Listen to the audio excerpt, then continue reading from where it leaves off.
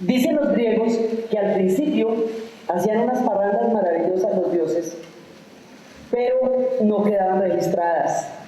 El que no estaba ahí se la había perdido y no había cómo contarle. Entonces para eso surgió la diosa Mnemosyne, que es la memoria. Y el libro es la memoria, es lo que nos permite guardar el registro de nuestro paso por el planeta. Entonces, evidentemente, pues tenemos que empezar por la escritura, por las tablillas cuneiformes, que son las primeras formas de llevar la memoria. Entonces, arrancamos en Sumeria, ya con la primera parte de la escritura. Ellos empiezan a hacer las tablillas para llevar las contabilidades, para llevar las historias. Una vez se encontró en un diccionario lo que era un diccionario escolar en Babilonia, y era un diccionario para niños. Se encontraron historias de quejas de los padres que decían que los niños no los respetaban, que ya los valores no eran los mismos en Babilonia, o sea, recién inventada la civilización. El tema es recurrente. Entonces, empezamos, digamos, con la historia de la escritura. Y hay un momento en que la civilización de los egipcios, el dios Thoth, le va a dar a los egipcios los números para poder contar el universo. Y después de que le da los números, después de que les da la magia, y después de que les da los ancestrales secretos del universo de los egipcios, les da los libros. Es un don de los dioses. Entonces los egipcios empiezan a fabricar los libros en papiros. Y los papiros los van a sacar de las orillas del Nilo y empiezan a llevar toda la historia de los libros sagrados de los muertos y de todas las historias de la civilización egipcia. Pero los papiros, por un lado, son quebradizos, y luego más adelante, en el tiempo de los Ptolomeos, va a haber un monopolio del libro, del papiro. Entonces les da porque no facilitan a los papiros, ¿sí? Y entonces, como no facilitan a los papiros y llega a haber un monopolio de la materia prima, entonces un rey decide buscar una alternativa para seguir publicando libros. Y el rey se llama Pérgamo, y lo que va a hacer es un pergamino. Entonces, en los pergaminos simplemente la piel del animal la secan y escriben en rollos sobre ella encima. Entonces empiezan a aparecer los rollos. Sí, más adelante eso se va a volver ya la edición del libro. Los rollos se pueden leer, pero van a tener el problema también de que son para desenrollar y enrollar un libro, eso es un poquito incómodo. Lo increíblemente paradójico de la red es que vuelve a la experiencia del papiro, del pergamino, porque usted tiene que desenrollar eso. Lo que pasa es que lo desenrolla a través del mouse, pero volvemos al tiempo de los rollos, solo que en una pantalla. Entonces, después, cuando la biblioteca de Alejandría, la cosa es que cada barco que atracaba en Alejandría tenía la obligación, por un decreto de la ciudad, de bajar una copia de los papiros o los pergaminos que llevara a bordo. De esa manera ellos pudieron asegurarse de tener el contacto con todas las civilizaciones, y por eso es que la biblioteca de Alejandría llegó a tener más de 750.000 volúmenes. Entonces, porque todo el mundo tenía que llegar, era una condición para atracar en la ciudad, que usted tenía que dar copias de todo lo que estaba haciendo ahí. Entonces, después vienen todas las historias, después viene, hay un personaje que se le va a ocurrir, que es Clímaco de Cerea, que se le ocurre que eso hay que poderlo clasificar, o no, ¿quién se mete ahí? Entonces el tipo empieza a inventarse los catálogos, y los hace por órdenes alfabéticos, pues para ponernos de acuerdo en algún orden. Después de los catálogos, ya cuando los papiros son muy gruesos, ya cuando empezamos a tener los primeros códices, que es como llamamos al libro ya propiamente empastado, eso hay que ponerlo en alguna parte. Entonces los vamos a poner en unos anaqueles. Cuando los podemos poner en unos anaqueles, ahí ya estamos organizando las bibliotecas, ¿sí? Entonces hay que ya empezar a hacer todo eso. Y viene todo el flujo de libros de la antigüedad, toda la cantidad de transmisión de conocimiento que se dio desde el mundo antiguo, desde la ruta de la seda, de todo lo que transcurrió. Y hay un momento en que muchos de los libros pues están en Roma, ya ella heredera del mundo griego, y ese a su vez heredero del mundo persa, ¿sí? Y de todas las historias de la antigüedad. Roma va a tener las grandes bibliotecas, y ellos mismos, los romanos, van a escribir una gran cantidad de libros, van a tener sus propios filósofos, y todos ellos, y ahí hay uno, pues, entre los griegos habíamos dejado ya toda la filosofía montada. Con los romanos vamos a dejar el derecho, y esos son códigos que hay que escribir, porque si no, como para qué vamos a hacer los códigos, todo eso son libros, ¿sí? Y los grandes filósofos y todo. Cuando ya se tenía un nivel de información muy grande en Occidente, muy grande, entonces en ese momento va a suceder un cataclismo de la historia, y el cataclismo de la historia es el hundimiento del Imperio Romano. El hundimiento, la caída del Imperio Romano en Occidente, porque en Oriente no va a caer el Imperio Romano, el Imperio Romano en Oriente va a durar 1000 años más, va a caer es cuando los turcos se tomen Constantinopla, en 1453. O sea que nosotros cuando hablamos de la caída del Imperio estamos hablando solamente de Occidente. Lo que pasa es que en Occidente es donde se hacen las miniseries, entonces por eso nos parece que ha caído toda Roma. Allí queda, es allá donde quedan las oficinas de prensa, ¿sí? Porque no tenemos canales desde Bizancio, TV no tenemos. Entonces, no nos cuentan de Bizancio, cada cual cuenta de lo que está interesado. Entonces resulta que la caída del Imperio Romano supone la fragmentación del mundo urbano que habían representado las ciudades en el Imperio. Esa fragmentación es una fragmentación en todo sentido, es una fragmentación en la infraestructura. El Imperio cae en el momento en que van a derrumbar el acueducto, cuando los bárbaros rompen el acueducto romano, cuando lo vuelan, ahí ya Roma no es viable más. Entonces los caminos van a destruirse porque como es un imperio de ingenieros, no va a haber cómo transitar de un lado al otro, es muy difícil transitar de un lado al otro. Entonces, en la última parte del Imperio Romano, los sacerdotes católicos cristianos, porque Roma se cristianiza después del siglo I, esos van a coger todos los libros que había en ese momento en Roma y los van a guardar en las abadías, porque ya no hay seguridad de nada y ya se ha interrumpido el circuito urbano que lleva a la gente a las bibliotecas.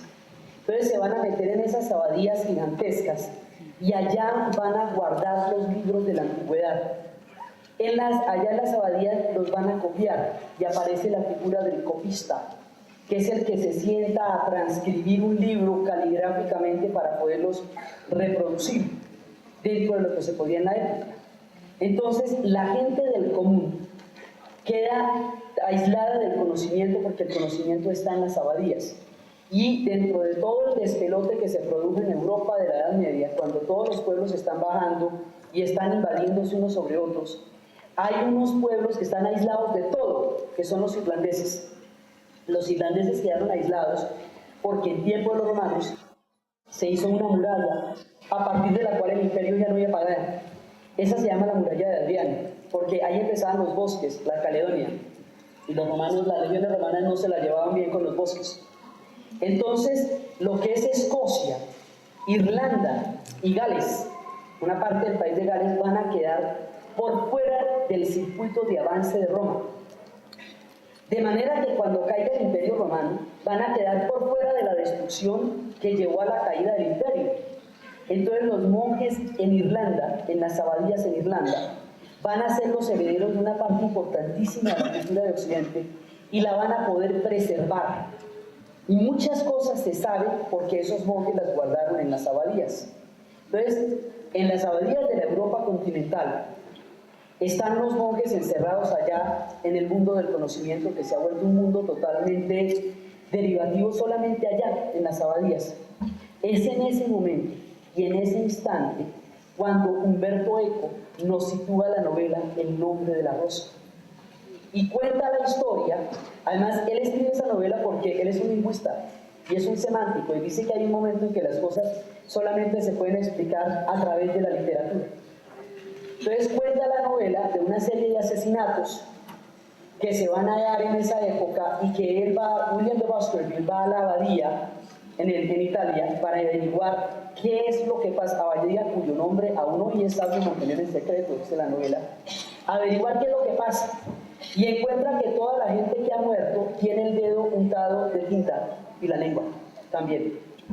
Entonces empiezan a investigar y al cabo de una peripecia absolutamente fascinante de acción, suspenso, intriga y de lo más espeluznante, porque el ambiente de esa abadía es realmente cargado Esa es una época de discusiones teológicas de altísima envergadura porque determinaban los poderes de la época.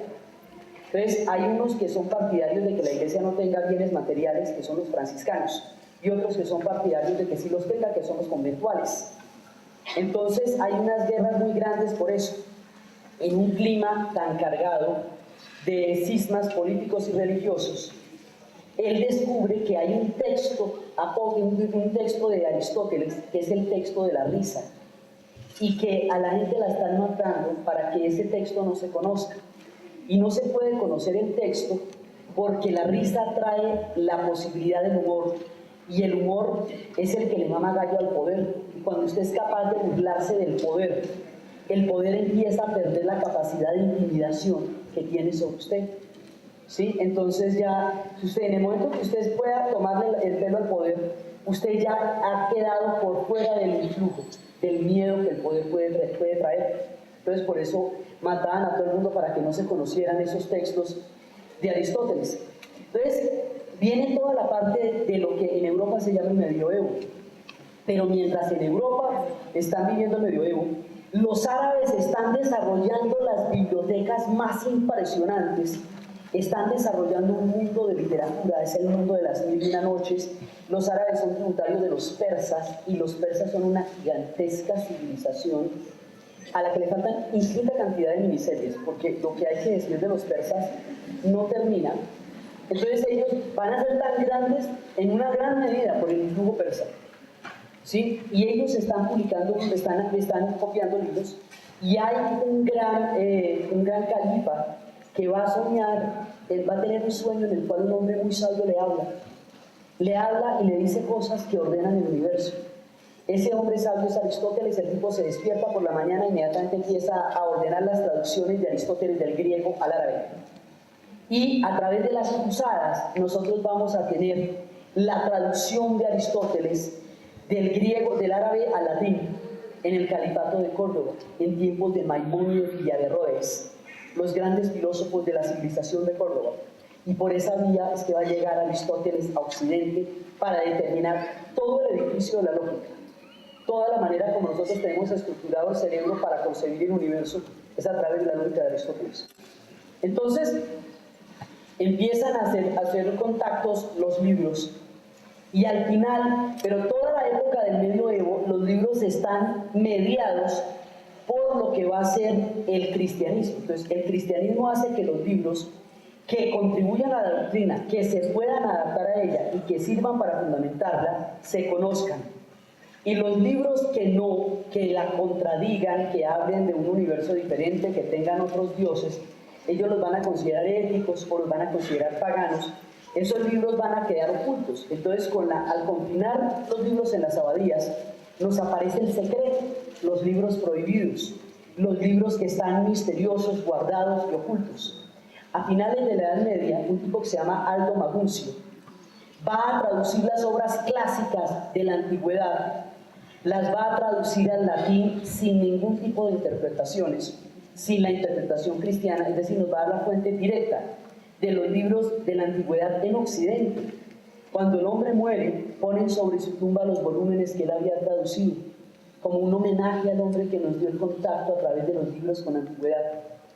Entonces, ya cuando empieza a llegar lo que nosotros llamamos la época del Renacimiento, el mundo de las abadías deja de convertirse en el depositario de la información, porque vuelven a aparecer las ciudades.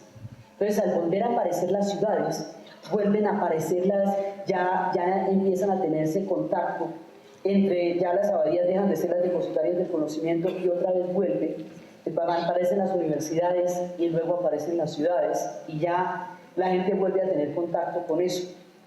En la mitad del Renacimiento hay un tipo que reinventa para Occidente lo que los chinos ya conocían. Como los chinos inventaban la moda de andar a pie, todo, pero eran discretos, entonces no le contaban a nadie. Entonces Occidente tuvo que reinventar todo lo que los chinos ya se sabían desde chiquitos, pero los chinos no le contaron a nadie que tenían esos chismes. Entonces aquí viene uno de los protagonistas más importantes, sin el cual no existiría la feria del libro, ni podríamos comunicarnos, ni podríamos estar aquí. Uno de los personajes, digamos, a los que se le tiene que rendir tributo todos los días, pues Gutenberg. O sea, sin ella no hay nada. En el momento en que, de cuando salieron los 500 años, había una caricatura en la que Colón decía, yo descubrí América. Y Gutenberg decía, sí, pero si yo no lo cuento nadie lo hubiera sabido. Sin mí el chisme no les llega. Entonces, en el momento en que se inventa la imprenta, ya no tenemos a una sola persona copiando un libro único, que a veces les costaba toda la vida, sino que ya la gente puede leerlo masivamente en letra imprenta. Ahora, anteriormente las lecturas eran en voz alta, porque los libros llegaron a tener tamaños tales que se necesitaban rodillos para moverlos, y había sesiones en voz alta.